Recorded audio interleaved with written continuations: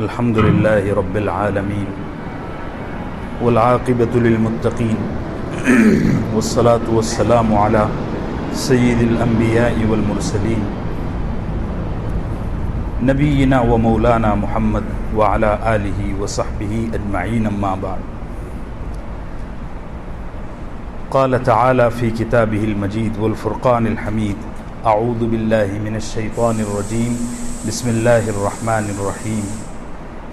وقالت اليهود ليست النصارى على شيء وقالت النصارى ليست اليهود على شيء وهم يتلون الكتاب كذلك قال الذين لا يعلمون مثل قولهم فالله يحكم بينهم يوم القيامة فيما كانوا فيه يختلفون.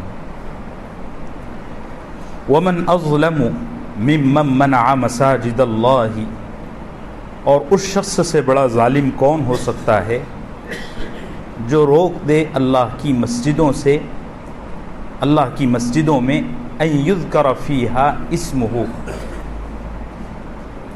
اس بات سے کہ ان میں اللہ کا ذکر کیا جائے، وسعی فی خرابہا، اور مسجدوں کو ویران کرنے کی کوشش کرے. اولئک ما کان لہم ان یدخلوہا الا خائفین، یہی وہ لوگ ہیں کہ جو اس لائق نہیں ہیں کہ مسجدوں میں داخل ہوں مگر خوف کی حالت میں. لہم فی الدنیا خزی، ان کے لیے دنیاوی زندگی میں رسوائی ہے. ولہم فی الآخرۃ عذاب عظیم، اور آخرت میں ان کو عظیم عذاب ہے، بہت بڑا عذاب ہے. وَلِلَّهِ الْمَشْرِقُ وَالْمَغْرِبُ، اور اللہ ہی کے لیے ہے مشرق اور مغرب. فَأَيْنَمَا تُوَلُّوا، پس جہاں تم منہ موڑو گے، فَثَمَّ وَجْهُ اللَّهِ، تو وہاں تمہارا منہ اللہ کی طرف ہوگا. اِنَّ اللَّهَ وَاسِعٌ عَلِيمٌ، بلا شبہ اللہ رب العزت بڑے کشادہ، بہت بڑے علم والے ہیں. وعن النبی صلی اللہ علیہ وسلم قال: من بنا مسجدا للہ کمفحص قطاط بنى اللہ له بیتا فی الجنہ. اخرجہ ابن ماجہ رحمہ اللہ. صدق اللہ العظیم وصدق رسولہ النبی الکریم.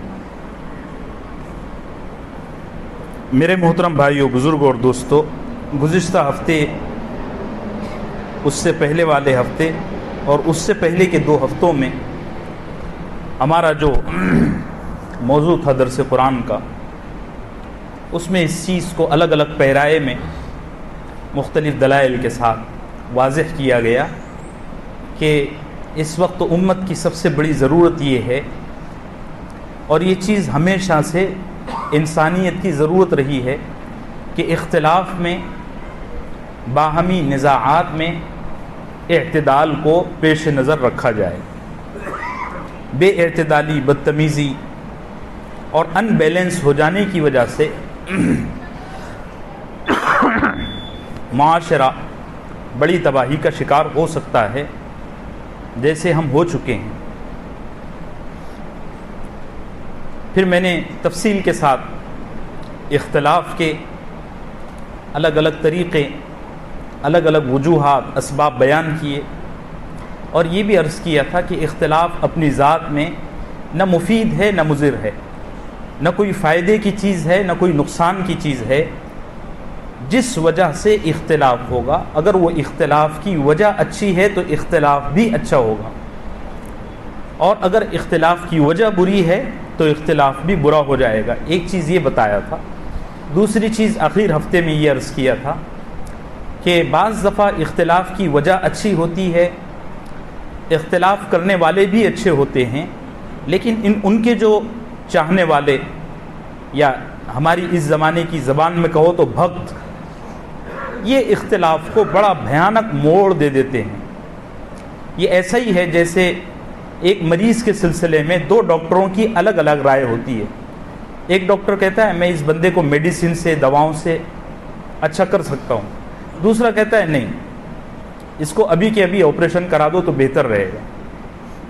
یہ دو ڈاکٹر ہیں، ان کا اپنے کلینک میں، اپنے ہاسپٹل میں اختلاف ہے، لیکن اگر مریض یا دونوں میں سے کسی ایک کے چاہنے والے جاہل قسم کے ہوں، ناسمجھ ہوں، تو ان کے مزاج میں شدت آ جاتی ہے اور وہ اس اختلاف کو اس قدر شدت کا لبادہ اڑا دیتے ہیں، لباس پہنا دیتے ہیں کہ جس کی وجہ سے بجائے کوئی خیر وجود میں آئے، ایک بھیانک شر سماج میں اور معاشرے میں پنپ لیتا ہے۔ ہمارے ساتھ تقریباً 500-600 سال سے کچھ ایسا ہی ہوا ہے کہ ہمارے جو اکابر تھے ان میں اختلاف بڑا سنجیدہ تھا اور یہ ہمیشہ ایک دوسرے کی رائے کا بہت احترام کرتے تھے۔ اختلاف تھا، میں اکثر ایسے موقعوں پر اپنے بزرگوں کو فراموش نہیں کر سکتا، ایک آدھ واقعہ مثال کے طور پر عرض بھی کر دیتا ہوں۔ بریلوی مسلک کے ایک بہت بڑے عالم تھے مولانا ابو الحسنات صاحب، بہت بڑے عالم، ان کی تفسیر بھی ہے تفسیر ابو الحسنات۔ انڈیا تقسیم ہوا تو وہ پاکستان چلے گئے تھے، وہ میرے خیال سے اصل میں انڈیا کی تھے، اعظم گڑھ کے تھے، مجھے پکا ذہن میں نہیں آ رہا ہے لیکن شاید انڈیا کے ہوں گے۔ تو تقسیم ہوا تو وہ پاکستان چلے گئے۔ دیوبندیوں کے ایک بہت بڑے عالم تھے مولانا عطا اللہ شاہ بخاری رحمۃ اللہ علیہ، بہت بڑا نام، اس میں جو دیوبندی ہیں وہ جانتے ہی ہوں گے، بہت بڑی شخصیت۔ یہ دونوں بزرگ بریلویوں کے بڑے عالم مولانا ابو الحسنات اور مولانا عطا اللہ شاہ بخاری رحمۃ اللہ علیہ، یہ دونوں بزرگ ایک کیس میں، ختم نبوت کے کیس میں، قادیانیوں کے کیس میں گرفتار ہوئے اور ان کو ایک ہی بیریئر میں قید کیا گیا۔ تو جس روم میں، قید خانے میں ان کو بند کیا گیا، اس کے سامنے صرف ایک استنجا خانہ تھا اور پانی لانے کی بڑی تکلیف تھی۔ جب تک یہ دونوں بزرگ جیل میں رہے، مولانا ابو الحسنات صاحب رحمۃ اللہ علیہ، بڑے ربیوں کے بڑے عالم تھے، وہ استنجا کے لیے جاتے تو حضرت عطا اللہ شاہ بخاری ان کے لیے پانی لاتے تھے۔ اب اچھا، مولانا ابو الحسنات صاحب، یہ تو دیوبندیوں کا معاملہ ہوا نا، مولانا ابو الحسنات جو بریلویوں کے عالم تھے، وہ رات میں عطا اللہ شاہ بخاری رحمۃ اللہ علیہ آرام فرماتے تو ان کے پیر دباتے۔ اب کوئی تصور کرے گا اس چیز کا بریلوی اور دیوبندیوں کے بیچ میں؟ حالانکہ یہ جو لوگ تھے، رائے کا بہت بھیانک اختلاف تھا، لیکن انہوں نے اپنے معاملات کو ایک لمٹ میں رکھا۔ میں شروع سے یہ چیز سمجھا رہا ہوں کہ اختلاف ہو لیکن اس میں بدتمیزی نہ ہو۔ ان 3-4 ہفتوں میں بس یہی چیز آپ کو میں مختلف مثالوں، دلیلوں کے ذریعے بتانا چاہ رہا ہوں کہ اختلاف ہوگا لیکن اس کو لمٹ سے باہر نہیں جانے دینا ہے، اس کو ذاتی عداوت میں تبدیل نہیں ہونے دینا ہے۔ اللہ ہم سب کو صحیح سمجھ عطا فرمائے۔ اچھا، جب یہ اختلاف فتنے کا روپ دھار لیتا ہے تو اس وقت کچھ نقصانات قوم کو پہنچتے ہیں، کچھ کیا بہت بڑے بڑے نقصانات ہوتے ہیں۔ مثال کے طور پر ہم نے جب یہ اختلافات کو ہوا دی تو ہماری جو خلافت تھی عثمانی ایمپائر ٹرکی میں، وہ ریت کے ٹیلے کی طرح، جیسے ریت کا ٹیلا کیسے بھسم ہوتا ہے، ان اختلافات کی وجہ سے، اور بھی کئی وجوہات تھی لیکن یہ اختلافات بنیاد بنے۔ آپ میں سے اگر کوئی آدمی تاریخ کی کتابیں پڑھتا ہو تو اس کو معلوم ہوگا کہ عثمانی سلطنت میں، عثمانی خلافت میں مسلکی انتشار اس درجے عروج کو پہنچ گیا تھا کہ ایک مسلک والا دوسرے مسلک والے کے خلاف یہودیوں کا، عیسائیوں کا اور تاتاریوں تک کا ایجنٹ بن گیا تھا، اور ابھی بھی یہ حال ہے۔ اب میں مثالیں کتنی دوں آپ کے سامنے، پھر اگلا موضوع بھی ہم کو شروع کرنا ہے۔ تو جب یہ اختلاف اپنی لمٹ سے باہر نکل جاتا ہے تو اس وقت امت کو بڑے بڑے نقصانات ہوتے ہیں، ہر قوم کو۔ صرف یہ فطرت کا، نیچر کا اصول ہے کہ جب اختلاف اس درجے پہنچ جائے گا کہ لوگ آپس میں ذاتی عداوت اختیار کر لیں گے تو پھر وہ قوم کے لیے جینا مشکل ہو جائے گا۔ میں نے گزشتہ ہفتے اس طرح کے اختلافات کے نقصانات پر بولنا شروع کیا تھا اور وقت ختم ہو گیا تھا. جو قوم اس طرح کے اختلافات کو اپنے اندر بڑھاوا دیتی ہے اس قوم میں کچھ امراض خود بخود وجود میں آتے ہیں. جیسے بدن جب کمزور ہو جاتا ہے نا تو کبھی ادھر درد ہوتا ہے, کبھی ادھر درد ہوتا ہے, کبھی سر میں درد ہوتا ہے, کبھی چلنا مشکل ہو جاتا ہے, کبھی تھوڑی سی بیماری بھی بدن برداشت نہیں کر پاتا. ڈاکٹر کہتے ہیں کہ اصل میں آپ کا امیونٹی کمزور ہو گیا ہے, آپ کا قوت مدافعت کمزور ہو چکا ہے, ڈیفنس پاور. صحابہ میں بھی اختلاف تھا, حضرت علی میں اور حضرت امیر معاویہ رضی اللہ عنہما میں اختلاف تھا, جنگیں ہوئی آپس میں. لیکن آپ کو میں مثال کے طور پر ایک واقعہ سناتا ہوں. حضرت امیر معاویہ رضی اللہ عنہ کی اور حضرت سیدنا علی ابن ابی طالب کی جنگ چل رہی تھی, آپس میں اختلاف ہوا. تو رومن امپائر کا جو بادشاہ تھا اس نے اس موقع کو غنیمت جانا کہ ابھی مسلمان آپس میں لڑ رہے ہیں, کسی دو میں سے ایک کو اپنا ایجنٹ بنا لو. تو اس نے حضرت سیدنا امیر معاویہ رضی اللہ عنہ کو ایک خط لکھا کہ ہم نے سنا ہے کہ تمہارے ساتھیوں نے اور تمہارے قریبی لوگوں نے تم سے جنگیں کی ہیں اور تم کو بڑا نقصان پہنچایا ہے. اگر مناسب سمجھو تو ہمارے ساتھ مل جاؤ, ہم تمہاری مدد کریں گے اور پھر تم کو حکومت مل جائے گی. حضرت سیدنا امیر معاویہ نے اسی خط کے پیچھے لکھا یا کلب الروم, او رومی کتے. کلب کلب, کیا تو نے ہم کو مردار سمجھ کر نوچنے کی کوشش کی؟ اب کیا حال ہے, دو بھائیوں میں اگر اختلاف ہوتا ہے نا تو وہ دوسرا بھائی یہ ڈھونڈتا ہے کہ اس کا دشمن کون ہے تاکہ میں اس سے دوستی کر کر اس پر وار کروں. ہوتا ہے کہ نہیں ہوتا ہے؟ اور یہ بیماری سب طبقوں میں گھس چکی ہے. کوئی اپنے آپ کو, کوئی دیوبندی یہ نہ کہے کہ ہم ایسے نہیں ہیں, ہوں گے کچھ اچھے بھی. جہاں یہ دیکھتے ہیں نا کہ اس آدمی سے ہمارا اب نہیں بن رہا ہے تو سب سے پہلے یہ تلاش کرتے ہیں کہ اس کا دشمن کون ہے. چونکہ یہ اصول ہے کہ دشمن کا دشمن دوست سے ہوتا ہے. تو جس سے اختلاف ہوگا, ذرا ذرا سی بات کا اختلاف, ہم ڈھونڈنے نکل جاتے ہیں اس کے دشمن کون ہے تاکہ اس سے. اور صحابہ میں اختلاف ہوا. دیکھو صحابہ کے اختلاف میں اللہ نے ہمارے لیے رحمت کا یہ پہلو رکھا کہ ہم کو یہ سیکھنے کو ملا کہ اگر آپس میں اختلاف ہو جائے تو کیسا رہنا ہے. اللہ ہم سب کو صحیح سمجھ عطا فرمائے. اب یہ 5-10 سال سے اللہ کا فضل ہے, سوشل میڈیا پر کچھ ایسے علماء, کچھ ایسے نوجوان اٹھ کھڑے ہوئے ہیں جو امت کو یہ سکھا رہے ہیں کہ آپسی اختلاف کی ایک لمٹ ہے اور اس کو باقی رکھنے کا, اس کو برتنے کا ایک طریقہ شریعت نے ہم کو سکھایا ہے. ایسا نہیں کہ اختلاف کے موقع پر شریعت نے احکام نازل نہیں کیے. تو جب کسی قوم میں اختلافات بے انتہا پنپ جاتے ہیں, ضرورت سے زیادہ آگے بڑھ جاتے ہیں, تو اس قوم میں سب سے پہلا جو مرض آتا ہے وہ یہ ہوتا ہے کہ اس قوم میں اپنے اصل فرائض سے, اصل مدوں سے نظر ہٹ جاتی ہے. میں نے گزشتہ ہفتے بتایا تھا کہ اس وقت عالم عرب کا, عرب دنیا کا یہ سب سے بڑا فریضہ ہے کہ وہ مسجد اقصی کو آزاد کرنے کی کوشش میں لگیں. سب سے بڑا فریضہ ہے. زکوٰۃ دے کر, چندہ دے کر نہیں, یو این میں آواز اٹھا کر نہیں, گراؤنڈ لیول پر جو شاہ فیصل نے کیا تھا. اب عربوں کا یہ حال ہے کہ ان کو کوکو کولا کے بغیر, وہ ایک بار اگر ان کو زمزم دیا جائے نا وہ بولیں گے زمزم تو ملے گا, کوکو کولا نہیں چھوٹنا چاہیے. ان کو کون بتائے گا کہ کوکو کولا پر آمدنی کا 60% شیئر یہودیوں کو جاتا ہے. تو اچھا, مسجد اقصی کو آزاد کرانا یہ عربوں کی سب سے بڑی ذمہ داری ہے. وہ اس سے توجہ ہٹا کر کیا کر رہے ہیں, یہ کافر ہے, وہ کافر ہے, وہ کافر ہے, وہ کافر ہے, وہ کافر ہے کہ نہیں, دکھ رہا ہے کہ نہیں؟ اب تو سب کھلا ہو گیا ہے.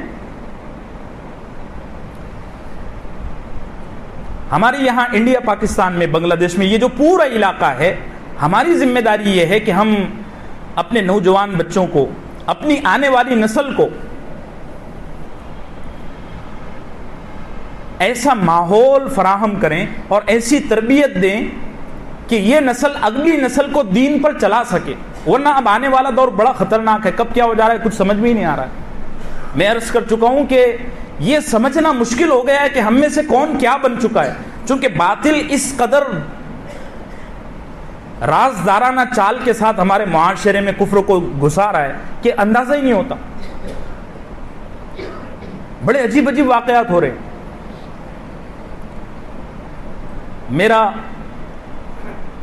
گزشتہ 8 10 12 سال میں قادیانیوں کے ساتھ، شکیلیوں کے ساتھ تقریباً، اچھا یہ اتفاقاً ہو گیا، میں نے کوئی ایسا موڈ نہیں بنایا، چونکہ میرے مزاج میں مناظرہ ہے نہیں، ڈیبیٹر نہیں ہوں، تو یہ اتفاقی ہو گیا کہ کبھی قادیانی کبھی شکیلیوں سے مٹ بھیڑ ہو گئی، گئے تھے کچھ اور کام کرنے، ہو گیا کچھ اور، تو ان کے پاس جب بیٹھے اور ان سے جب بات چیت کی، ڈسکس ہوئی، تو پتہ چلا کہ ان کی محنت تو بڑی مطلب زیر زمین ہے، انڈر گراؤنڈ ہے، اور ہم کو پتہ ہی نہیں۔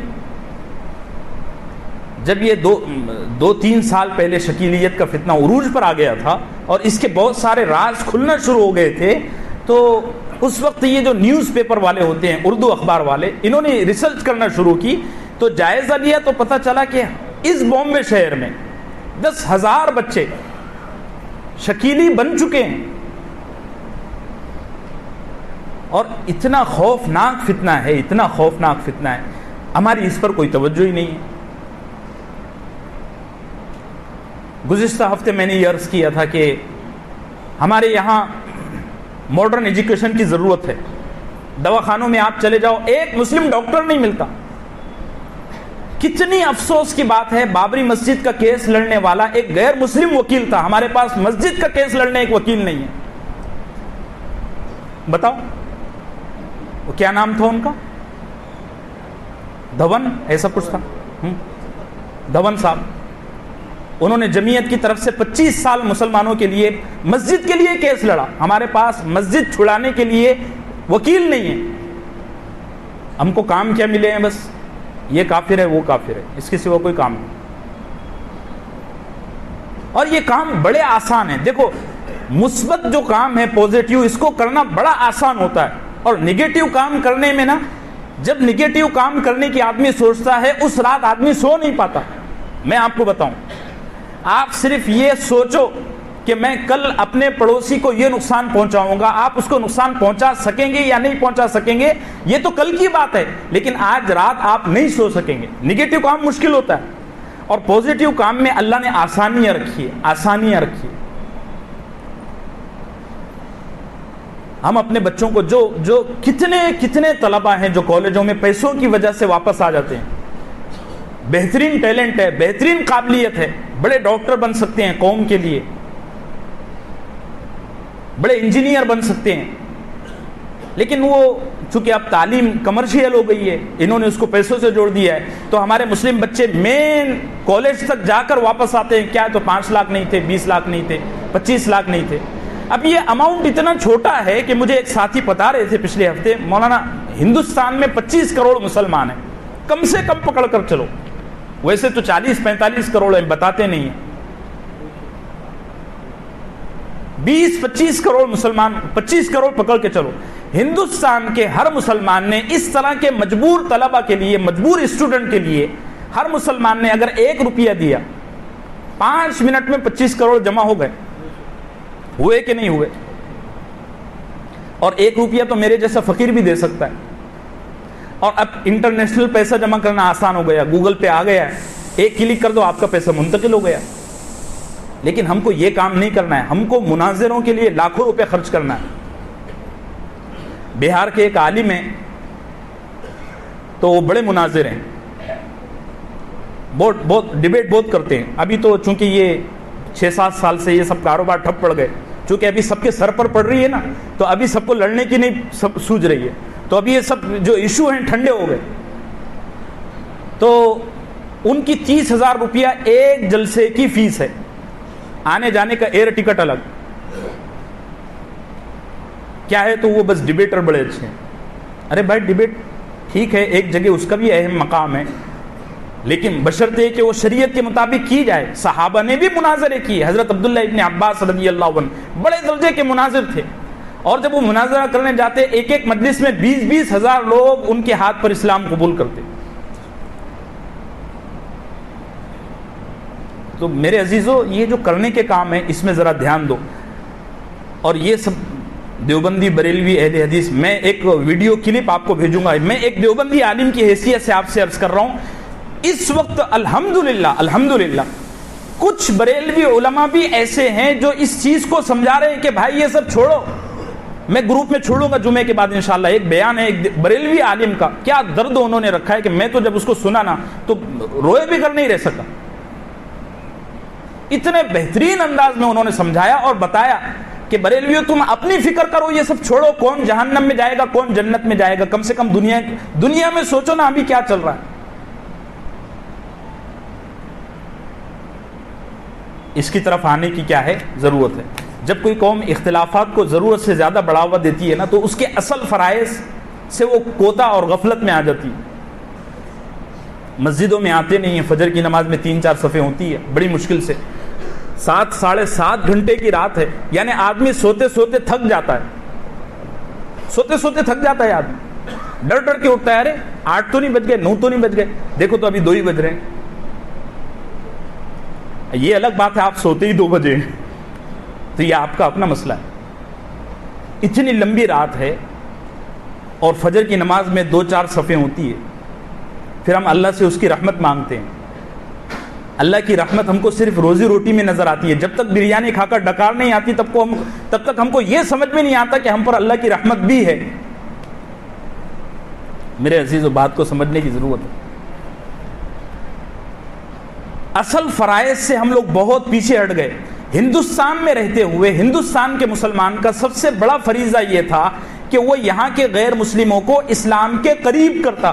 یہ بہت بڑا فریضہ ہے. جیسے میں نے کہا عربوں کی ذمہ داری ہے کہ وہ مسجد اقصی کو آزاد کرائیں, ایسے ہندوستان کے مسلمانوں کی ذمہ داری ہے کہ غیر مسلموں کو اسلام سے قریب کرائیں. موجودہ حکومت اور اس وقت جو فرقہ وارانہ سوچ پنپ رہی ہے ہندوستان میں, وہ باقاعدہ پکڑ کے ٹارگٹ کر کے ایک داعی کو جیل میں بھر رہی ہے. کل ہی مولانا کلیم صدیقی صاحب کی تاریخ تھی, اللہ ان کے ساتھ خیر کا معاملہ فرمائے. ڈاکٹر ذاکر نائک صاحب کے ساتھ کیا ہوا,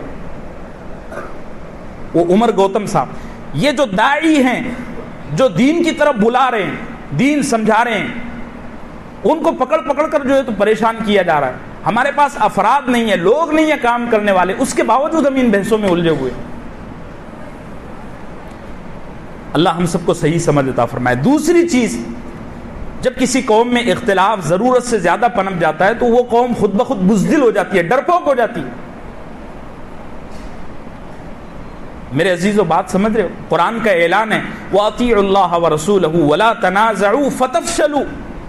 آپس میں لڑو مت, بہت زیادہ لڑو گے نا تو فتفشلوا, بزدل ہو جاؤ گے. اور آگے فرمایا وَتَذْهَبَ رِيحُكُمْ, تمہاری ہوا اکھڑ جائے گی. اپنی صحت کا خیال رکھو بھائی, کچھ عجیب ہی بیماری چل رہی ہے. اللہ ہم سب کو عافیت سے رکھے. میں نے زندگی میں بڑے بخار دیکھے, لیکن ابھی ہفتے بھرے سے جو بخار میں تھا, ایسا لگ رہا تھا میں بھنگ پی کر سو گیا ہوں. آدمی ہوش میں ہی نہیں رہتا. زیادہ سے زیادہ چکن سوپ پیو, دیسی انڈے کھاؤ, کھجور کھاؤ, اور بازاری چیزوں سے پرہیز کرو, ہوٹلوں میں کھانے سے پرہیز کرو. بہت عجیب بیماری چل رہی ہے. ہاسپٹلوں میں چھوٹے چھوٹے بچے پڑے ہوئے ہیں, 200 نمبر لگے ہوئے ہیں.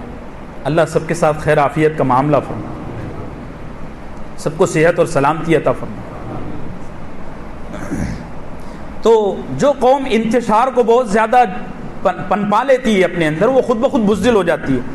ایک چیز اختلاف کرنے والی قوم میں یہ بھی ہو جاتی ہے کہ جب کوئی قوم آپس میں انتشار کی شکار ہوتی ہے تو ٹوٹتی ہے, تو اس کا ایک ٹکڑا نہیں ہوتا, اس کے ٹکڑے ہوتے چلے جاتے ہیں. قرآن کریم کی آیات ہے من الذین فرقوا دینہم وکانوا شیعا کل حزب بما لدیہم فریحون. اس آیت کے ذیل میں علماء نے لکھا ہے کہ جب کوئی قوم کا ایک ٹکڑا ہوا نا تو اس کے 4 ٹکڑے خود بخود ہوتے ہیں. آج سے 100 سال پہلے دیوبندی اور بریلوی تھے.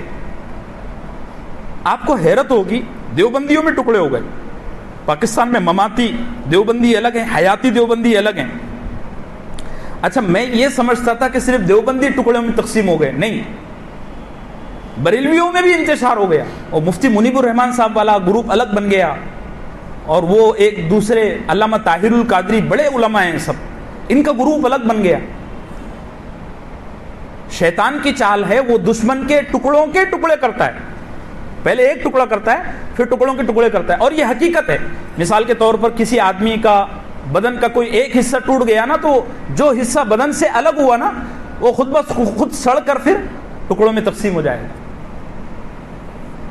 اس کو علماء نے لکھا ہے, جب کسی قوم میں تفرق آتا ہے تو اس میں تحزب بھی آ جاتا ہے. تحزب کہتے ہیں گروہ بندی کو. خود دیوبندیوں میں ذہنیت پروان چڑھ چکی ہے کہ دیوبندی آپس میں یہ خیال قائم کر چکے ہیں کہ ہمارا گروپ حق پر ہے, ہماری ترتیب صحیح ہے. حالانکہ یہ جو انتشار ہوتے ہیں, یہ جو اختلاف ہوتے ہیں, یہ کوئی حق اور باطل کے اختلاف نہیں ہے. جن اکابر نے ان اختلافات کو بنیاد رکھا ہے, ان کی یہاں خود یہ بدتمیزی نہیں ہے. تو اس سے بھی بچنے کی بہت زیادہ ضرورت ہے. فرقہ واریت کا ایک بہت بڑا نتیجہ یہ بھی ظہور میں آتا ہے کہ جو قوم فرقہ واریت کی دل دادہ ہو جاتی ہے, گروپ بنانے کی دل دادہ ہو جاتی ہے, اس قوم سے حق قبول کرنے کی صلاحیت چھین لی جاتی ہے. یہ وہ بات ہے جس کو اللہ کے نبی صلی اللہ علیہ وسلم نے الگ الگ احادیث میں بیان فرمایا. ایک دفعہ صحابہ اکرام تقدیر کے معاملے میں بحث کر رہے تھے. تقدیر جس کو ہمارے یہاں اس وقت لک کہا جاتا ہے, قسمت, بحث کر رہے تھے. تو اللہ کے نبی صلی اللہ علیہ وسلم کا ادھر سے گزر ہوا. اللہ کے نبی نے فرمایا کس معاملے میں تم بات چیت کر رہے ہو اور کس معاملے میں بحث کر رہے ہو؟ صحابہ نے کہا تقدیر کے معاملے میں. اللہ کے نبی نے فرمایا یہ سب سے بدترین بات ہے کہ تم کسی معاملے میں بحث کرو. اور پھر فرمایا جس قوم نے بحث کرنے کو اپنا شعار اور اپنا طریقہ بنایا, اللہ نے اس قوم سے حق کی چادر کو اٹھا لیا. یہود اور نصارہ یہ دونوں قومیں انبیاء علیہم الصلاۃ والسلام کی اولاد ہیں. دیکھو نا, یہودیوں میں 4000 نبی پیدا ہوئے, 4000 نبی.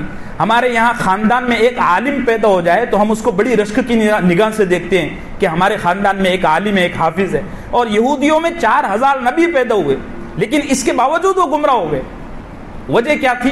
اس درجے کا فرقہ وارانہ ذہن ان میں پنپ چکا تھا کہ وہ اپنے آپ کو سنبھال نہیں پا رہے تھے.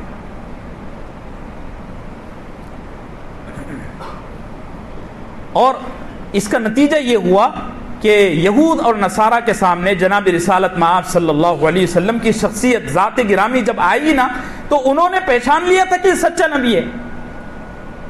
اس کے باوجود اللہ کے نبی کا انکار کیا. پہچان لیا تھا, اور کیسا پہچانا تھا؟ اپنے بیٹے کی طرح پہچان لیا تھا. قرآن کہتا ہے یہود اور نصارہ نے رسول اللہ صلی اللہ علیہ وسلم کو جب دیکھا, دیکھتے ہی کہا یہ وہی نبی ہے جس کا تورات اور انجیل میں تذکرہ ملتا ہے. لیکن انکار کیوں کیا؟ فرقہ وارانہ ذہنیت اس درجہ اوپر پہنچ چکی تھی, اس کا لیول اتنا بلند ہو گیا تھا کہ ان کے اندر حق قبول کرنے کی صلاحیت ہی ختم ہو گئی تھی. سلب کر لیا تھا, اللہ تعالیٰ نے چھین لیا تھا. اس زمانے میں علماء لکھتے ہیں کہ ابھی اس وقت حضرت سیدنا امام مہدی علیہ الصلاۃ والتسلیم کا ظہور بہت قریب ہے. اور ہم جس دور سے گزر رہے ہیں نا, یہ دور بالکل ایسا ہی ہے جیسے ماں کے لیے 9واں مہینہ ہوتا ہے, 9 مہینے کے بعد ایک ولادت جنم لیتی ہے. یہ دجالی دور ہے. اب بہت قریب ہے کہ ہمارے سامنے سیدنا امام مہدی کا ظہور ہو جائے, بہت ممکن ہے. بلکہ اس امت میں بعض بزرگان دین ایسے ہیں کہ وہ مسجد نبوی میں اور خانہ کعبہ میں اسی نیت سے جاتے ہیں کہ وہاں اگر امام مہدی مل گئے تو ہم ان سے رابطہ کر لیں. بہت ممکن ہے. جو حالات احادیث میں بیان کیے گئے تھے وہ پوری طرح ہو چکے ہیں. کوئی ایک لمحے کی بھی دیری نہیں ہے. اب جو لوگ انتشار میں, اختلاف میں پھنسے ہوئے رہیں گے, وہ امام مہدی کے ساتھ نہیں جڑ سکیں گے اس فرقہ واریت کے نتیجے میں. حالانکہ وہ پہچان لیں گے کہ یہ مہدی ہے, لیکن انتشار کی وجہ سے اللہ ان میں یہ صلاحیت نہیں ڈالیں گے کہ وہ امام مہدی کو اپنے ساتھ جوڑ سکیں یا امام مہدی سے جڑ سکیں۔ اللہ ہم سب کو ہدایت پر قائم و دائم رکھے۔ اور میں نے گزشتہ ہفتے بھی عرض کیا تھا کہ انتشار سے اور اختلاف سے بچنے کے کچھ مفید راستے میں بتاؤں گا۔ سب سے پہلی بات، اللہ کے نبی صلی اللہ علیہ وسلم کے بارے میں آتا ہے، امی عائشہ فرماتی ہیں کہ رسول اللہ صلی اللہ علیہ وسلم جب تہجد کے لیے اٹھتے تو ایک دعا مانگتے، صحیح مسلم کی حدیث ہے، اور اس حدیث کے تشریح میں علماء نے لکھا ہے کہ جو شخص اس دعا کا اہتمام کرے گا وہ فرقہ واریت کے فتنے سے محفوظ رہے گا۔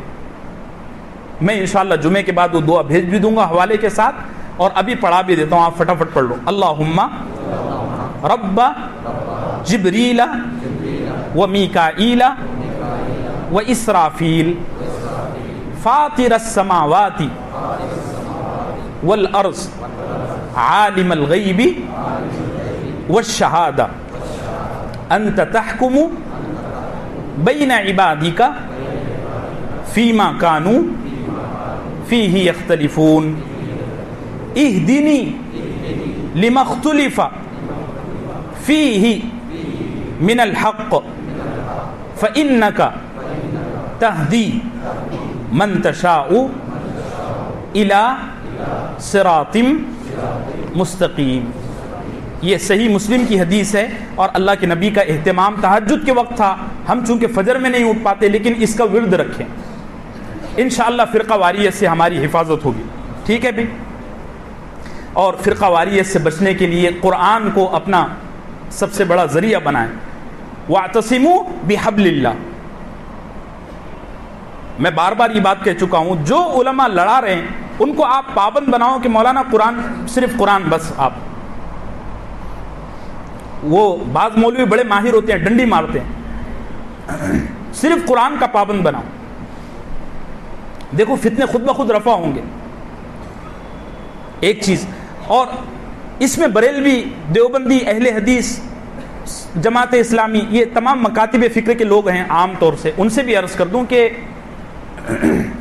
ہر آدمی اپنے مسلک کی بنیادی کتابوں کو پڑھے، اس سے بھی انتشار اگر ختم نہیں ہوگا تو کم ضرور ہوگا، یا قابو میں آ جائے گا، تمیز آ جائے گی بات کرنے کی۔ دیوبندیوں کا مسئلہ یہ کہ انہوں نے اپنے مسلک کی، اپنے عقائد کی، اپنے مسائل کی بنیادی کتابیں بھی نہیں پڑھی ہوئی ہے، بس جہالت کی وجہ سے لڑ رہے ہیں۔ بریلویوں کا مسئلہ یہ کہ انہوں نے اپنے مسلک کی بنیادی کتابیں نہیں پڑھی ہوئی ہے، جہالت کی وجہ سے لڑ رہے ہیں۔ تو میں جمعے کے بعد میں چونکہ دیوبندی عالم ہوں اس لیے میں وہ گروپ میں تفصیل بھیج دوں گا۔ گزشتہ ہفتے عرض کیا تھا لیکن پورا ہفتہ بیماری میں نکل گیا، وہ لسٹ بھیج دوں گا۔ ہمارے علماء نے ایک نصاب اور ایک سلیبس تیار کیا ہے جو ہر آدمی کو پڑھنا چاہیے، اس میں سیرت رسول ہے صلی اللہ علیہ وسلم، اور ترجمہ کلام پاک ہے، اور کچھ مسائل کی چھوٹی چھوٹی کتابیں، ان کو اپنی زندگی میں لائیں تو انشاءاللہ آپ کو سمجھ میں آئے گا کہ دیوبندیت کیا ہے، بریلویت کیا ہے۔ اپنے مسلک کی کتابوں کو آپ پڑھیں، کچھ تو پڑھیں، خاص طور سے جو نوجوان طبقہ ہے، بھئی پڑھنے کا مزاج بناؤ۔ میں عام طور سے کہا کرتا ہوں کہ ہمارے نوجوانوں کو دو چیزوں سے اتنی وحشت ہوتی ہے، اتنا ڈر ہوتا ہے کہ ان کو بول دو تو بھاگتے ہیں۔ ایک چیز ہے اتباع سنت، اور دوسری چیز ہے کتابوں کا مطالعہ۔ کسی نوجوان سے آپ بول دو کہ بیٹا اللہ کے نبی کی اتباع کرو، سنت کی پیروی کرو، گھبرا جائے گا۔ سنت کی پیروی کروں گا تو یار وہ گلی والی ہے، وہ پسند کرے گی کہ یا نہیں کرے گی؟ ہے ایسا؟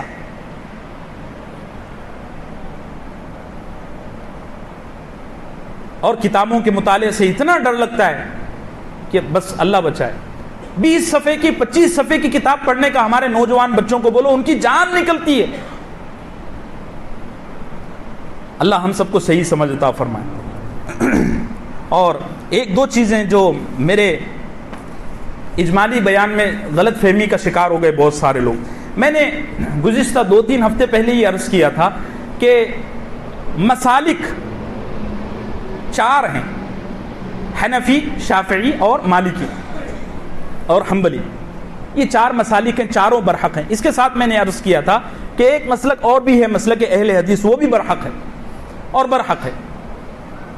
اب اس کی بڑی تفصیل ہے، یہ مسالک وجود میں کیوں آئے اس کی بھی ایک بڑی وجہ ہے۔ میں کبھی موقع ملے گا انشاءاللہ تو درس حدیث میں اس پر بہت تفصیل کے ساتھ میں بات کروں گا۔ یہ مسالک کے وجود میں آنے کا اور اس کے بنیاد پڑنے کا اتنا لمبا واقعہ ہے، یہ ہر دور کے علماء کے بات کو سمجھانے کا ایک طریقہ تھا۔ مثال کے طور پر اس زمانے میں سائنٹیفک مزاج بہت عروج پر پہنچ گیا ہے۔ جب تک بندے کو سائنس کے حوالے سے کوئی بات نہ بولو، لاجک نہ بتاؤ، وہاں تک بندہ ماننے کو ہی تیار نہیں ہوتا ہے۔ مثال کے طور پر اگر کسی آدمی سے کہو کہ بھائی مصافحہ کرنے کی وجہ سے گناہ معاف ہوتے ہیں، حدیث میں آتا ہے، اللہ کے نبی نے فرمایا کہ جب دو ایمان والے مصافحہ کرتے ہیں تو ہاتھ جدا ہونے سے پہلے پہلے دونوں کے گناہ معاف ہو جاتے ہیں، صحیح بخاری کی حدیث ہے۔ اب اس حدیث کو اگر اسی طرح بیان کیا جائے تو لوگوں کو اتنا اطمینان نہیں ہوگا۔ ان سے کہا جائے کہ دیکھو اللہ نے ہاتھ میں ایک اثر رکھا ہوا ہے، اس ہاتھ کا یہ کمال ہے کہ جب تک اس کو اسکرین ٹچ موبائل کو ٹچ کرو تو ہوش میں آ جاتا ہے۔ وہ آتا ہے کہ نہیں آتا ہے؟ آپ اسی اسکرین ٹچ موبائل پر یہ کپڑا رکھو، وہ ہوش میں نہیں آئے گا، اس کا اسکرین بند رہے گا۔ لیکن یہ ہاتھ میں اللہ نے ایسے سینسر دیے ہوئے ہیں کہ اس کو ایسے ایسے ٹچ کرو، یہ کام پہ لگ جاتا ہے۔ جب ایک بے جان چیز ٹچ کرنے کی وجہ سے جان میں آ جاتی ہے، ہوش میں آ جاتی ہے، تو کیا دو ایمان والوں کے ہاتھ کا مصافحہ کرنے کی وجہ سے مغفرت نہیں ہو سکتی؟ اب مزہ آیا کہ نہیں آیا؟ یہ زمانہ سائنٹیفک بات سمجھانے کا ہے، سائنٹیفک طریقے سے بات سمجھانے کا ہے۔ ایسے ہی ایک زمانہ تھا جب فلسفہ اور منطق عروج پر تھے۔ یہ یونان میں جب اسلام پہنچا نا تو ادھر فلسفیانہ مزاج تھا، علماء نے کام کیا، امام غزالی رحمۃ اللہ علیہ نے، اللہ اس امت کے علماء کو جزائے خیر عطا فرمائے۔ تو یہ مسلک اہل حدیث بھی برحق ہے۔ اس میں یہ ہوا کہ چار جو مسالک ہیں، حنفی، شافعی، مالکی، حنبلی، انہوں نے الگ الگ طریقے سے کام کیا اپنے اپنے حساب سے۔ اہل حدیث کا یہ مزاج تھا۔ اچھا، یہ جو اہل حدیث ہے نا، یہ جو لفظ ہے، یہ جو ٹرم ہے نا، یہ 100-150 سال پہلے وجود میں آئی، ورنہ پہلے اس مسلک کے ماننے والوں کو اصحاب ظواہر کہا جاتا تھا۔ اصحاب ظواہر، ان کو اصحاب ظواہر اس لیے کہا جاتا تھا کہ یہ ظاہر حدیث پر عمل کرتے تھے۔ میں نے مثال کے طور پر پچھلے ہفتے آپ کو بتایا تھا کہ اللہ کے نبی کی 3 الگ الگ حدیثیں ہیں۔ ایک حدیث ہے کہ آپ نے فرمایا کہ ہر نماز کے وقت مسواک کرو، دوسری حدیث ہے کہ جماعت کھڑے ہوتے وقت مسواک کرو، تیسری حدیث ہے کہ وضو کے وقت مسواک کرو۔ اب بندہ کس وقت مسواک کرے گا؟ تو جو اصحاب ظواہر تھے، آج کے زمانے کے اہل حدیث، ان کا یہ کہنا تھا کہ بھئی تینوں وقت وضو مسواک کرو، جماعت کھڑے ہو رہی ہے اس وقت بھی مسواک کرنا ہے، وضو کرتے وقت بھی مسواک کرنا ہے، جب نماز کا وقت ہو اس وقت بھی مسواک کرنا ہے۔ آج بھی آپ مدینہ منورہ چلے جاؤ، وہاں آپ کو کئی علماء ملیں گے جو ہر وقت مسواک کرتے ہوئے نظر آئیں گے، یہاں تک کہ جماعت کھڑے ہوتی ہے اس وقت بھی مسواک کرتے ہیں۔ اور اس مسلک کے بانی تھے ابن حزم الاندلسی اور داؤد ظاہری رحمہم اللہ۔ بعد میں یہ مسلک پھر ہندوستان میں بھی آیا، اور اس مسلک کے ذریعے اللہ نے بڑے کام لیے، بہت کام لیے۔ میں آپ کو کیا تاریخ سنانے بیٹھوں۔ ہندوستان میں پنجاب کے علاقے میں ایک زمانے میں مسلمانوں پر بڑا ظلم ہوتا تھا۔ اہل حدیث علماء نے، شاہ اسماعیل شہید رحمۃ اللہ علیہ، یہ بڑے اہل حدیث علماء تھے، انہوں نے پنجابی حکومت کے خلاف باقاعدہ جہاد کیا، اور وہاں انگریزوں کے دور میں جو مسلمانوں پر ظلم ہو رہا تھا ان مسلمانوں کو ظلم سے چھڑائے۔ ان کی بڑی خدمات ہے، لیکن مسئلہ یہ ہوا کہ ان کے مزاج میں بعد میں شدت آ گئی، انہوں نے اپنے علاوہ ہر ایک کو کافر کہنا شروع کر دیا۔ ائمہ اکرام پر، امام اعظم ابو حنیفہ پر، امام مالک پر انہوں نے تبرہ شروع کر دیا۔ حالانکہ آج بھی جو اہل حدیث علماء ہیں، آج کی کنڈیشن کی بات کروں، آج جو اہل حدیث علماء ہیں وہ اس چیز کو منع کرتے ہیں، لیکن بس وہ یہ عوامی جہالت ہے، تو مسلک تشدد کا شکار ہو گیا۔ مسلک اہل حدیث کے ایک بڑے عالم ہیں نواب صدیق حسن خان، انہوں نے بڑا کام کیا۔ مولانا ثناء اللہ امرتسری رحمۃ اللہ علیہ، یہ بڑے اہل حدیث علماء ہیں۔ ان کے زمانے میں ایک دفعہ دارالعلوم دیوبند میں ایک اہل حدیث بچے کو، ایک اہل حدیث اسٹوڈنٹ کو کچھ اسٹوڈنٹ نے مارا، پیٹا۔ اب اسٹوڈنٹ تو اسٹوڈنٹ ہوتے ہیں، کوئی جھگڑا ہوا تو بچوں نے اس کی پٹائی کر دی۔ اب وہ مشہور ہو گیا کہ دیوبند کے مدرسے میں ایک اہل حدیث بچہ، اچھا اہل حدیث بچے پڑھنے آتے ہیں دیوبند کے مدرسوں میں، میرے جامعہ عقل قوہ میں اہل حدیث بچے پڑھتے تھے، شافعی بچے بھی پڑھتے تھے یہ کوکن کے. تو نواب صدیق حسن خان جو اہل حدیث کے بڑے عالم تھے، ان کے پاس بات گئی کہ دیوبند میں ایک غیر مقلد اہل حدیث بچے کو دیوبند کے بچوں نے مارا، حنفیوں نے پیٹا. تو انہوں نے دیوبند کی انتظامیہ کو لیٹر لکھا کہ ہم نے ایسا سنا ہے کہ آپ کے مدرسے میں اہل حدیث بچوں کو مارا جاتا ہے. تو دیوبند کے جو اسٹاف کے لوگ تھے انہوں نے تحقیق کی تو پتہ چلا کہ جس بچے کو مارا گیا اس نے امام محمد کی شان میں گستاخی کر دی. امام محمد امام ابو حنیفہ کے ایک شاگرد ہیں، ان کی شان میں گستاخی کر دی. تو دیوبند کے اساتذہ نے لکھا کہ بچوں نے پیٹا، یہ غلط کیا، لیکن اس بچے کو جو مارا تھا اس کی وجہ یہ تھی کہ اس بچے نے امام محمد کی شان میں کچھ گستاخی کر دی تھی. یہ لیٹر واپس کہاں گیا؟ نواب صدیق حسن صاحب کے پاس. نواب صدیق حسن کون ہے؟ اہل حدیث عالم ہے.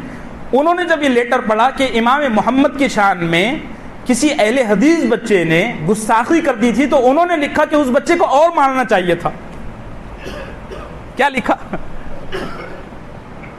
مسلک اہل حدیث برحق ہے. دارالعلوم دیوبند کا بھی فتویٰ ہے، شاہی والوں کا بھی فتویٰ ہے، سبھی علماء کا فتویٰ ہے کہ نفس مسلک میں کوئی خرابی نہیں ہے، برحق مسئلہ ہے. لیکن یہ جو تشدد آ گیا ہے مزاج میں، اپنے علاوہ ہر کسی کو مشرک کہنے کا اور تقلید کو شرک کہنے کا اور ائمہ اعظام پر تبرہ کرنے کا، اس کی وجہ سے ہم اس کو پسند نہیں کرتے، بس باقی کوئی مسئلہ نہیں. میں 7-8 سال پہلے دہلی میں تھا کسی کام سے 10-12 دن کے لیے. تو جس جگہ میری رہائش تھی وہاں سے متصل ایک اہل حدیث مسجد تھی. اب وہ بارش کا زمانہ تھا، دور جا نہیں سکتا تھا، 2-3 کلومیٹر دور اپنی دیوبندی مسجد تھی. میں وہی نماز کے لیے چلا جاتا. تو پہلے 2-4 دن میں گیا نماز کے لیے، تو انہوں نے مجھے دیکھنا شروع کیا کہ یہ تو کوئی حنفی نظر آتے ہیں، کوئی حنفی نظر آتے ہیں. تو میں نے دیکھا تو اب ادب یہ ہے کہ جس مسجد میں جاؤ وہاں کے لوازمات کا اہتمام کرو، بھلے ہی بعد میں تم کو نماز دہرانی پڑ جائے. تو میں جماعت کے لیے اس مسجد میں شرکت کر لیتا، زور سے آمین بھی کہہ لیتا، رفع یدین بھی کر لیتا. تو ان کو بڑا عجیب لگا کہ یہ شروع میں تو حنفی دکھتا تھا لیکن بعد میں اہل حدیث بن گیا. تو ان کو ایسا لگا کہ یہ شاید مسلمان ہو گیا ہے، پہلے کافر تھا. میں آج بھی مسجد نبوی میں جاتا. اور امام شافعی رحمۃ اللہ علیہ، یاد رکھو ہمیشہ ہمارے بزرگوں میں کیسا ادب تھا. امام شافعی رحمۃ اللہ علیہ رفع یدین کے بہت بڑے داعی تھے، لیکن جب امام شافعی رحمۃ اللہ علیہ امام ابو حنیفہ کی مسجد میں نماز کے لیے گئے تو رفع یدین نہیں کیا. لوگوں نے پوچھا حضرت آج رفع یدین نہیں کیا؟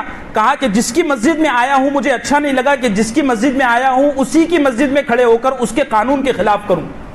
یہ ادب ہوتا ہے، حالانکہ اختلاف تھا.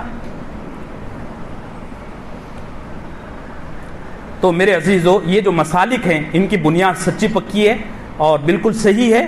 اس میں آپس میں ایک دوسرے کو تبرہ کرنے کی کوئی ضرورت نہیں ہے. یہ علماء کا کام ہے، وہ آپریشن تھیٹر میں جو چاہیں گے کریں گے. آپ اپنی لمٹ میں رہتے ہوئے کسی ایک عالم کے ساتھ اس کے ساتھ جڑ جائیے اور وہ جیسا دلائل کے ساتھ مسلک کو بیان کرتا ہے اگر آپ کو پسند آتا ہے تو اس پر عمل کیجیے. اللہ ہم سب کو صحیح سمجھ عطا فرمائے.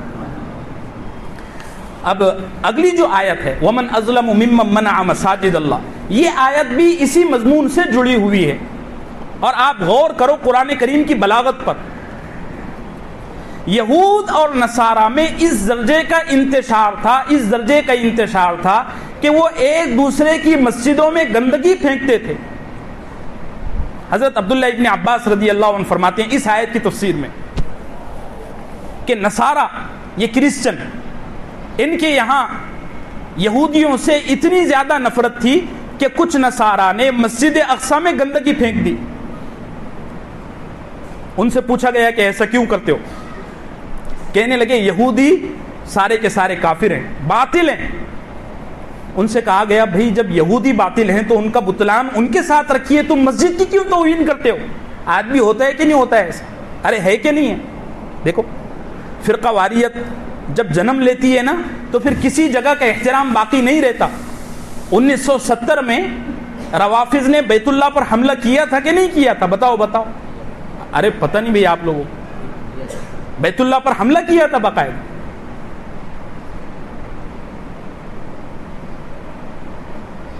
اور ابھی 2016 میں 2015 یا 16 میں حج کے دوران جو خطرناک گیسز چھوڑی گئی اس میں بھی سارے ایرانیوں کا ہاتھ نکلا. یہ فرقہ واریت کہ تم کسی کو حج بھی نہیں کرنے دیتے. اللہ اس امت کو فرقہ واریت سے محفوظ رکھے. یہ جو اگلی آیت ہے اس میں اسی مضمون کو بیان کیا گیا ہے کہ یہود اور نصارہ فرقہ واریت میں اتنے زیادہ آگے بڑھ گئے تھے کہ یہ ایک دوسرے کی مسجدوں کی توہین کرنے سے بھی باز نہیں آتے تھے. جب موقع ملتا, ہمارے یہاں پڑوس میں پاکستان میں دیکھ لو نا, ایک دوسرے کی مسجدوں میں باقاعدہ سوسائڈ اٹیک ہوتے ہیں. اس درجے کی عداوت. بیچارہ ایک آدمی نماز کو گیا, وہاں اس کے پھر چیتھڑے ملتے ہیں.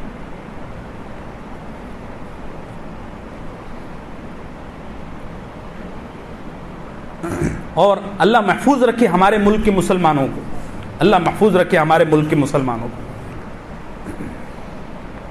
میں یہ عرض کر رہا تھا کہ جب فرقہ واریت عروج پر پہنچتی ہے تو کسی چیز کی انتہا نہیں رہتی. اب یہاں سے مساجد کے فضائل شروع ہوتے ہیں. علماء نے اس آیت کے ذیل میں تفسیروں میں مساجد کے فضائل بیان کیے ہیں. مسجد کسے کہتے ہیں؟ مسجد ہر اس جگہ کو کہتے ہیں جو فرش سے لے کر عرش تک اللہ کا نام لینے کے لیے اور اللہ کی عبادت کرنے کے لیے خاص کر دی جائے. مسجد کسے کہتے ہیں؟ جو فرش سے لے کر عرش تک, بلکہ تحت الثری سے لے کر عرش تک اللہ کا نام لینے کے لیے وقف کر دی جائے. اور مسجد بنانا ایک بہت عظیم کام ہے. میں اس ٹاپک پر بات کرتے ہوئے 4 چیزیں خاص طور پر لاؤں گا. تعمیر مسجد پہلے نمبر پر, اور دوسرے نمبر پر مسجد کے فضائل. ایک تو تعمیر مسجد کے فضائل, پھر مسجد کے فضائل, اور اس کے بعد پھر مسجد کے آداب. اور اس زمانے میں مسجدوں میں جو منکرات ہو رہے ہیں آخر میں اس پر بات کروں گا. ابھی تعمیر مسجد پر بات کرتے ہیں. تعمیر مسجد ایک بہت بڑا عمل ہے, بہت بڑا عمل ہے. اللہ ہم سب کے لیے آسان فرمائے. آج کی اس نشست میں ہر ایمان والا یہ ارادہ لے کر اٹھے کہ میں اپنی زندگی میں ایک مسجد ضرور بناؤں گا انشاءاللہ. آہستہ سے کہتے ہیں انشاءاللہ. اللہ کے نبی نے فرمایا مومن کے عمل سے افضل اس کا ارادہ ہے, کیونکہ ارادہ آدمی کر لیتا ہے لیکن عمل بعض دفعہ نہیں کر پاتا, لیکن ارادے کی وجہ سے ثواب مل جاتا ہے. تو انشاءاللہ ایک مسجد ہم زندگی میں ضرور بنائیں گے. اور ابن ماجہ کی حدیث ہے, میں نے خطبے میں شروع میں وہی حدیث پڑھی. اللہ کے نبی سے پوچھا گیا یا رسول اللہ اجر پانے کے لیے کتنی بڑی مسجد بنانا ضروری ہے؟ اللہ کے نبی نے فرمایا تم میں سے اگر کوئی آدمی چڑیا کے گھونسلے جتنی مسجد بھی بنا لے یا اس کے انڈے جتنی مسجد بنا لے, اللہ اس کے لیے بھی جنت میں گھر بنا دیتے ہیں. اس علاقے کے لوگ وسیع ہیں ماشاءاللہ, بامبے والوں کے پاس پیسہ بہت ہے تو الحمدللہ یہ مسجدوں میں اے سی لگاتے ہیں, وسیع مسجدیں بناتے ہیں, کشادہ مسجدیں بناتے ہیں. آپ کے پاس پیسہ نہیں ہے, آپ کسی چھوٹے 20-25 گھر کے گاؤں میں جائیے, وہاں ایک ایسی مسجد بنا دیجیے کہ جس میں بیک وقت 20 لوگ نماز پڑھ سکیں. وہاں جگہ بھی سستی مل جائے گی اور سارا نظام بھی سستے میں ہو جائے گا, آپ کو مسجد بنانے کا ثواب مل جائے گا. ایک اہم بات میں آپ سے عرض کرنا چاہتا ہوں کہ صدقہ جاریہ کئی قسم کے, یہاں تک کہ حدیث میں آتا ہے کسی آدمی نے اپنی اولاد کی اچھی تربیت کی, اس کی اولاد بھی اس کے لیے صدقہ جاریہ ہے. کسی آدمی نے قرآن وقف کر دیا, وہ بھی صدقہ جاریہ ہے. لیکن مسجد بڑی اہم صدقہ جاریہ ہے. اس کی وجہ یہ ہے کہ ہر چیز ختم ہو جاتی ہے. آپ نے کسی مسجد میں قرآن رکھوایا, کسی جگہ قرآن دیا, تھوڑے دنوں کے بعد وہ قرآن بوسیدہ ہو جائے گا, ختم ہو جائے گا, آپ کا ثواب. لیکن آپ نے جس جگہ مسجد بنائی تھی, جس جگہ مسجد کے لیے وقف کیا تھا, وہ قیامت تک آپ کے لیے ثواب رہے گا, چاہے اس جگہ مسجد رہے نہ رہے. آج دیکھ لو ہندوستان میں بہت ساری جگہوں پر پہلے مسجدیں تھیں لیکن اب مسجدیں نہیں, لیکن ان جگہوں کا ثواب آج بھی ان کے بنانے والوں کو مل رہا ہوگا. اس لیے مسجد بنانے کا پکا ارادہ کریں. اس پر میں اگلے ہفتے انشاءاللہ صحت اور عافیت رہی تو تفصیل سے بات کروں گا. ابھی تو بڑی تکلیف میں ہوں, پیچھے سے بھی تکلیف ہے اور آگے سے بھی تکلیف ہے. اللہ ہم سب کو صحت اور سلام کی عطا فرمائے. ایک اہم اعلان کرتا ہوں, یہ بات ہی چل رہی ہے مسجد کی. جوگیشوری گلشن نگر سے ہمارے یہاں ایک ساتھی آئے ہوئے ہیں. کون ہے بھائی وہ ساتھی؟ کھڑے ہو جائیں. جی ارے کھڑے ہو جاؤ بھائی، ایک آدمی باہر ہے، آپ دونوں دروازوں پر کھڑے رہیں گے بھائی، ادھر بھی دیکھو سارے نوجوان ساتھی ہیں، ان کی مسجد کا کام چل رہا ہے اور 2-3 کروڑ روپے کا بجٹ ہے. اب اتنا بڑا بجٹ ظاہر سی بات ہے آپ میں سے ایک فرد واحد تو نہیں دے سکتا، ہمت کرے تو وہ بھی دے سکتے ہیں، کبھی بھی کچھ بھی ہو سکتا ہے دنیا میں، لیکن جو ان کی ضروریات ہیں وہ تکمیل مسجد سے متعلق ہیں. مسجد کا بھی بہت سارا کام باقی ہے. جوگیشوری آپ کے پڑوس میں ہے، آپ ساتھیوں سے مل کر جا کر دیکھ کے بھی آ سکتے ہیں. یہ یہاں ساتھی آئے ہوئے ہیں آپ سے مالی تعاون حاصل کرنے کے لیے، یہی کے ساتھی ہیں، اور ہماری مسجد کے بہت سارے ذمہ دار ان کی مسجد کا جائزہ لے کر بھی آئے ہیں. ماشاءاللہ 2 ہفتوں سے میرے کان پہ بات آ رہی تھی، آج موقع آ گیا اور مسجد کے فضائل ہی بیان ہو رہے ہیں اور تعمیر کے فضائل بیان ہو رہے ہیں، تو آپ اس میں زیادہ سے زیادہ حصہ لینے کی کوشش کریں. ایک مصلی اپنے لیے بنا لیں. بعض دفعہ یہ ہوتا ہے کہ مسجد بنانا مشکل ہوتا ہے، تو مسجد والوں کا یہ کام ہے کہ مسجدوں میں مصلی کے حساب سے چندہ کریں. بھئی ایک مصلی 15 لاکھ روپے کا، 10 لاکھ روپے کا، 3 لاکھ روپے کا، ان کا جو بھی سسٹم ہے آپ دیکھ لینا اور ان کا زیادہ سے زیادہ تعاون کرنے کی کوشش کریں. ہر وہ جگہ جہاں مسجد کی ضرورت ہو اس مسجد میں تعاون کر کے اپنا حق اور اپنا فرض ادا کریں. اللہ کے نبی صلی اللہ علیہ وسلم نے فرمایا جس جگہ ایمان والا ہو اس جگہ مسجد یقیناً ہوتی ہے. اللہ ہم سب کو دین کی صحیح سمجھ عطا فرمائے اور مساجد کو آباد کرنے والا، مساجد کو تعمیر کرنے والا بنائے. وصلی اللہ وسلم علی